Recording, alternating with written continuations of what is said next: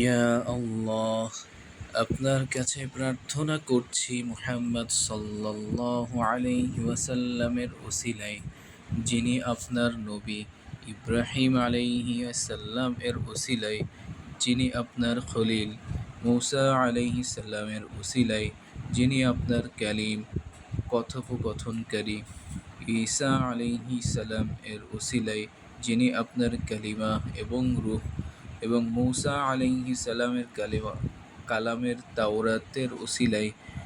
ঈসা আলাইহিস সালামের ইনজিলের ওসিলায়, দাউদ আলাইহিস সালামের জাবুরের ওসিলায়, মুহাম্মদ সাল্লাল্লাহু আলাইহি ওয়াসাল্লামের কুরআনের ওসিলায়, আপনার ওহীর ওসিলায় যা আপনি প্রেরণ করেছেন,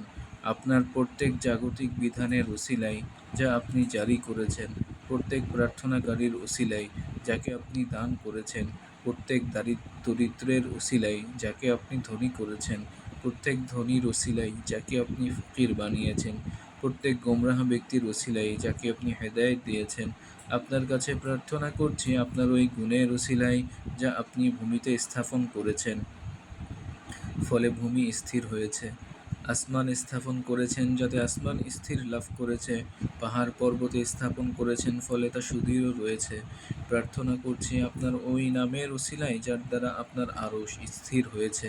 প্রার্থনা করছি আপনার কাছে আপনার ওই গুণের ওসিলায় যা পবিত্র ও শুচি শুভ্র, এবং আপনার পক্ষ থেকে আপনার কিতাবে নাজিলকৃত, এবং আপনার গুণের ওসিলায় যা আপনি দিবসের উপর স্থাপন করেছেন ফলে তা উজ্জ্বল হয়েছে, এবং রাতের উপর রেখেছেন ফলে তা অন্ধকার হয়েছে, এবং আপনার বরত্ব ও মহত্বের ওসিলাই এবং আপনার সত্তার জ্যোতির ওসিলাই প্রার্থনা করছি যে আপনি আমাকে কোরআনে আজিম দান করুন, এবং তা আমার রক্ত মাংসে শ্রবণ ও দৃষ্টিতে মিশিয়ে দিন, আর সে অনুযায়ী আমার দেহকে পরিচালিত করুন আপনার শক্তি ও ক্ষমতায়। নিশ্চয়ই সম্ভব নয় গুনাহ থেকে বাঁচা, আর না নেক আমলের সামর্থ্য আপনার সাহায্য ছাড়া। ইয়া আল্লাহ, আমাদেরকে আপনার গোপন কৌশল সম্পর্কে শঙ্কাহীন করেন না, আপনার স্মরণ থেকে আমাদের গাফিল করেন না, আমাদের উপর থেকে আপনার পর্দা সরিয়ে নিয়েন না, আর আমাদের গাফিলদের অন্তর্ভুক্ত করেন না।